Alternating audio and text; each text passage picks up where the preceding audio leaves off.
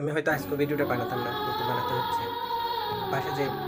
পাশে যেটা দেখতেছেন ভিডিও, সে ভিডিওটার উদ্দেশ্যে কিছু কথা বলি। এই যে আমাদের শিক্ষক শিক্ষিকাদের যেভাবে দিনের পর দিন অত্যাচার করতেছে ছাত্রছাত্রীরা। আচ্ছা, আমাদের এই শিক্ষকের বয়সটা কত হবে? আর এই যে পাশে দেখতেছেন একটা ছোট মেয়ে, ওনার বয়সটা কত হবে? তাহলে উনি যে একজন শিক্ষকের গায়ে হাত দিতেছে, উনি কি বোঝে যে শিক্ষক হচ্ছে মা বাবার স্থানের পরে যে জায়গাটা আছে, এটা হচ্ছে শিক্ষকের স্থান।